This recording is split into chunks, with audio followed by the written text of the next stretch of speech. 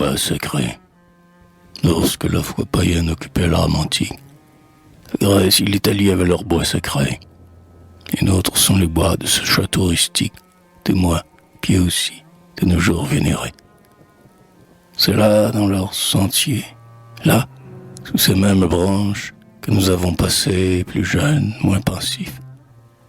Celle qui nous quitta, l'aïeul aux mèches blanches, savait le nombre d'ans que comptaient les vieux ifs.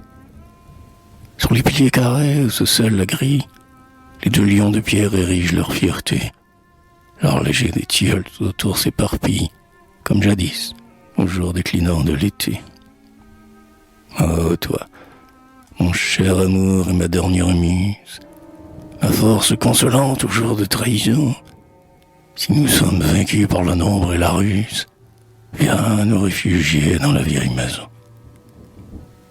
Reviens vers ton enfance et ce qui t'a vu naître, vers ce que les cœurs dans ton cœur se forma.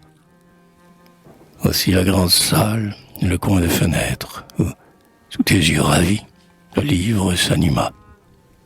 Et voici, tout auprès du manoir, l'humble temple, où tu chantas d'abord les bienfaits de ton Dieu. Quand, nourri la foi de préceptes et d'exemples, tu croissais en sagesse aux marches du saint lieu.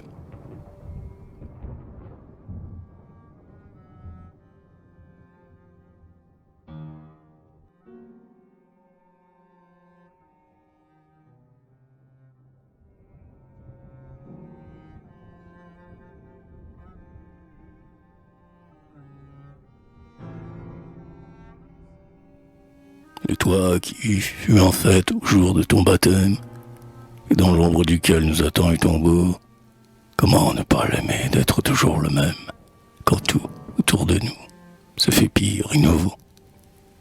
Quand le glaive et la croix, quand tout ce que notre âge honorait, chérissait d'un cœur reconnaissant, s'enfonce dans la nuit de l'exil, sous l'outrage, parmi les cris de joie et le rire indécent.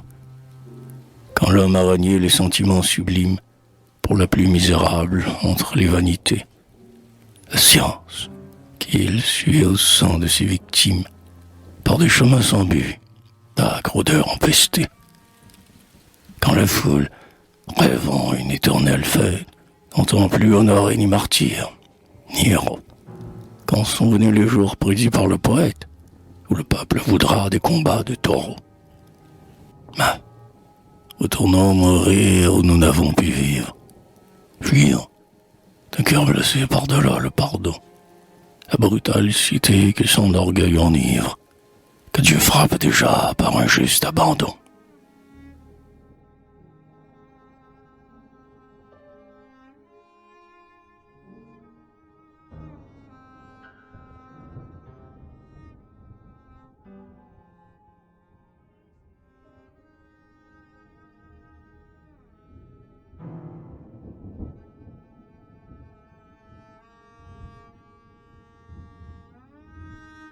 Peuplé aussi haut que la tour de l'église, puis être plein de nids gigantesques où, sapin au rameau droit, armes, chênes ou cétis, les aïeux disparus vous ont planté pour nous. C'était lorsqu'au ciel pur montait l'astre des Jules, les coteaux verdissaient sous la vigne et les blés. Quelques vieillards, devant les rouges crépuscules, seuls craignaient pour leurs fils des lendemains voilés. Et l'orage accourut, suivi de saisons mornes. L'eau s'épanchant du ciel avec de longs frissons, nivela les talus, déracina les bornes, et noya tout l'espoir de nos belles moissons. Ils ont moins résisté que le roseau fragile, né le pied dans la vase au rebord du chemin. Les poiriers que, pareil aux Daphnis de Virgile, nos pères vigilants greffèrent de leurs mains. Les épis morts, les fruits perdus jonchent la terre. Mais vous êtes debout, dernier asile, au bois. Vous nous offrez encore vos arches de mystère, vos lents détours, peuplés des ombres d'autrefois.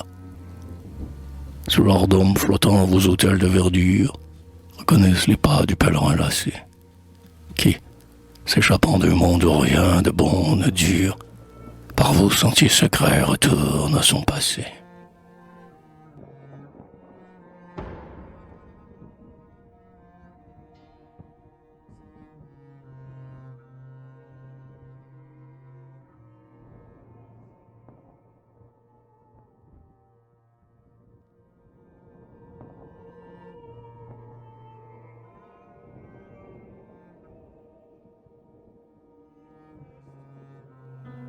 entre nos jours mortels, inexplicable rêve, et cette éternité qui suit le jugement, au bois, accordez-nous le bienfait d'une trêve, une heure de repos et de recueillement.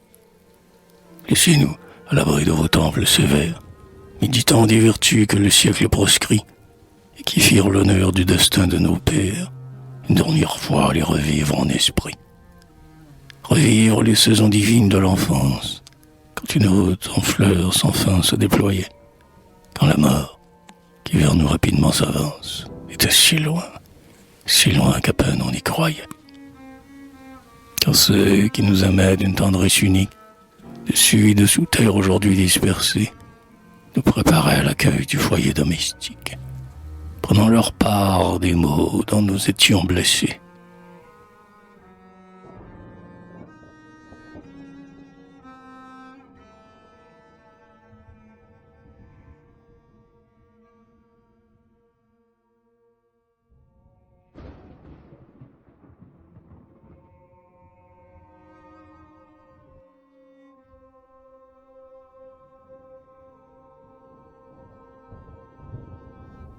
Beaux arbres flageolent l'événement par la pluie, restés droits sous l'assaut furieux des hivers. Si l'orage s'apaise, un rayon d'or essuie la nappe ruisselante à vos feuillages verts. Un exemple sacré plane dans vos ramures, ces échelons du rêve entre la terre et Dieu.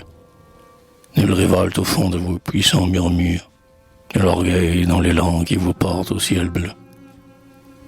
Déchiré sourdement de regrets et de craintes, vers vous, au calme bois, me voici revenu. Je m'attache à vous d'une suprême étreinte, dans l'effroi de partir pour un monde inconnu. Ne me refusez pas la halte sous l'ombrage, pareil à l'oasis qu'on trouve à mi-chemin. Aidez-moi, vieux amis, à reprendre courage, de l'épreuve d'hier à celle de demain.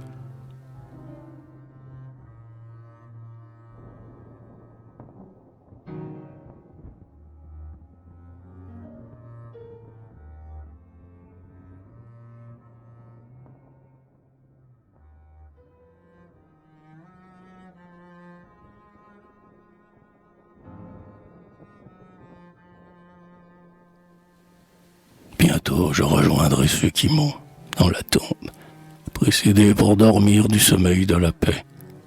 C'est pourquoi mes yeux, à l'heure où le jour tombe, aiment l'obscurité de vos berceaux épais. Vous savez, si longtemps j'avais rêvé de vivre sur le sol nourricier des aïeux irrités, mais esclave vieilli de la plume du livre, je n'ai point amassé l'or de ma liberté. Trouvant amer le pain qu'on mange dans les villes, je fus un étranger parmi leurs citoyens. Tant d'agitation frivole et servile ont accru dans mon cœur le désir des vrais biens.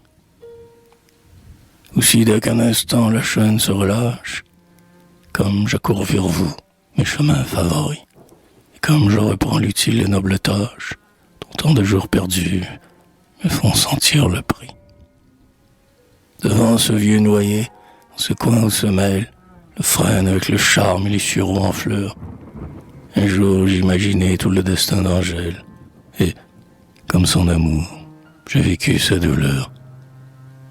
Le long de ses ormeaux, quand vespère illumine le ciel encore clair des fins de jour d'été, poète vieillissant qui lentement chemine, j'ai conçu plus d'un vers où renaît ma fierté. Mais surtout, d'ici qu'hier, ô mon ami, hier, 20 ans passés, tu me donnas ton cœur, et quand ton jeune esprit m'a pensé affermi, pour un nouvel essor retrempa sa vigueur. Pareil à l'arbrisseau qui se sèche et s'incline, transplanté d'une serre à l'autre sans succès, j'ai retrouvé ma force en reprenant racine. Grâce à toi, dans ce sol catholique et français.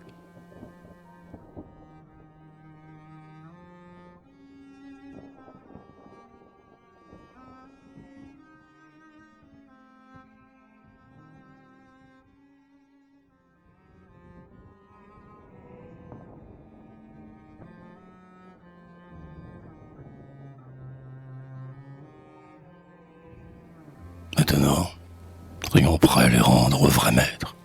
Ces bois qu'il nous prêta pendant quelques saisons, que d'autres, ô Seigneur, puissent le méconnaître.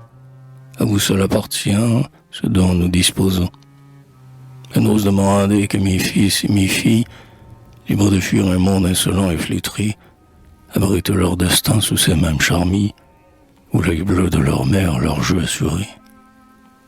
Car seul, vous savez, divine providence, en cette vie obscure où sont nos intérêts, j'éviterai l'orgueil et la folle imprudence de paraître, en priant, vous dicter vos décrets. Je remets en vos mains ce que j'ai, ce que j'aime, ce qu'un jour m'a donné, ce qu'un jour me prendra. Le passé, l'avenir et les miens et moi-même, pour en faire, ô mon Dieu, selon qu'il vous plaira.